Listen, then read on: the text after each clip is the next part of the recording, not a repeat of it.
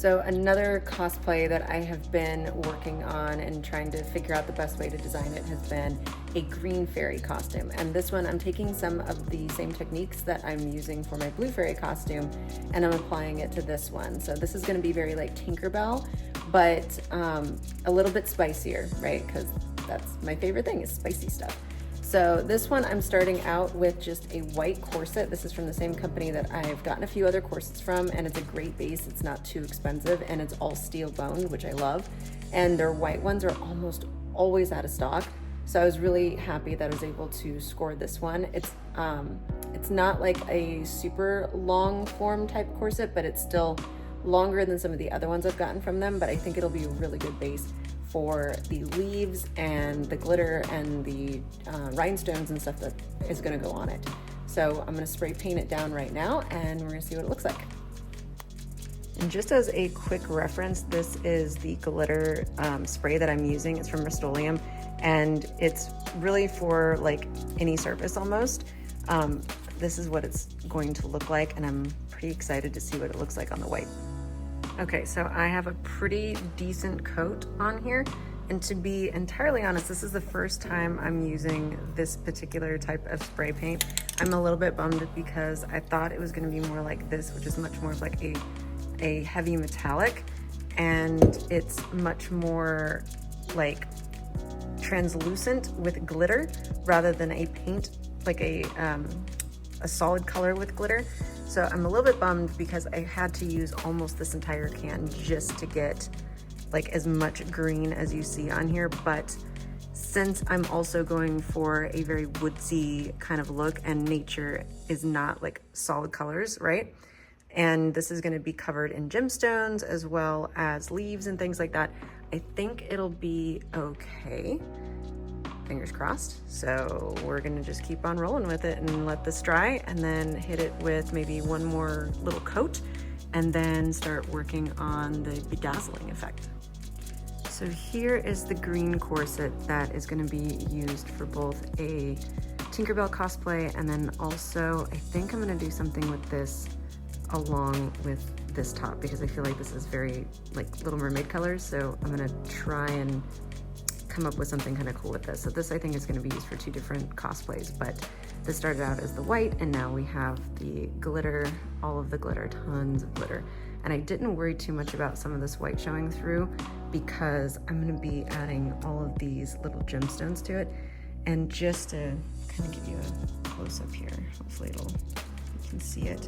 There's different colors of green. So there's actually only two colors of green, but there's a dark emerald green and then there's more of like a lime, like a key lime sort of a green. And the idea is here, this is my pattern that I'm gonna be using to apply the gemstones to each of the pieces of boning. So I'm gonna start with the larger pieces here and then trailing up to smaller pieces because it'll help to accent that sort of that hourglass figure for this, and we're gonna see how it goes. So here we go. So for this, I ended up using the E6000 adhesive glue, which is pretty easy to come by, but definitely use it in a well-ventilated area. I did not do the tapering effect, but I used a lot of different sizes and different colors, different shades of the green rhinestones, and I only did it on six sections of the boning itself. So right now I'm working on the skirt that's gonna go with my green fairy Tinkerbell-y type costume, forest fairy, whatever you wanna call it. And I have this old skirt that was already pretty much done for the most part that I got from True Corset a long time ago. And it was actually part of their Tinkerbell costume. And I didn't really like this particular color. I think it's a little bit too teal for a Tinkerbell, but I do like the top. So I'm taking my leaves, the same ones that I bought for my top for the bra part of this whole outfit, and I'm just trimming them down like this. So they actually start out looking like this, and I just bought 2 giant bags of them. I used about half a bag on my top to complete that one, and the rest of these I'm gonna use on here. So I have my hot glue gun and I am just trimming them down and gluing the first round, and then I'll glue the second round to the top and kind of see what looks best. So here we go. So this is my very, very messy crafting table right now, but I'm working on the Green Fairy or St. Patrick's Day, Tinkerbell, whatever you want to call it, kind of outfit. And the top here is the same bra that I used for my mermaid piece, and I just bought a giant bag of these leaves, like from Amazon, and I'll link all this stuff up down below as well. But I trimmed off all of the actual leaves from the stems. So these are the stems that they came on, these are all the leaves, and there's like 3 different sizes. So I'm starting on the first side right now, and I have no idea what I'm doing since this is entirely like going rogue on this.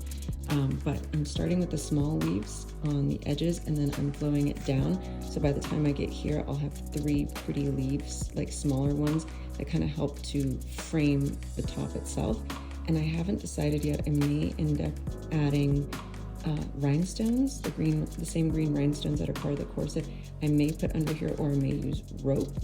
I'm not sure yet. So we're just gonna keep on going and see how it looks. So because I didn't want my leaves to just be kind of flat like this, I wanted to add a little something extra to them. I had some of this that I bought a really long time ago for a different project, but I thought it would go really well on here. So this stuff here is a pigment-based ink. It's technically watercolor ink, not watercolor paint.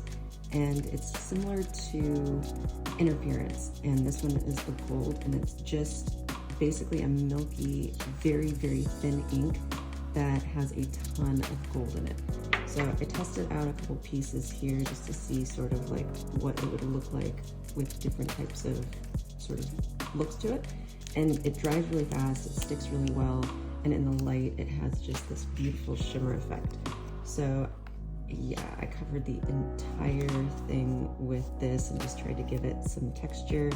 And then I also did it to the skirt. So everything kind of has a little something to give it a bit more depth.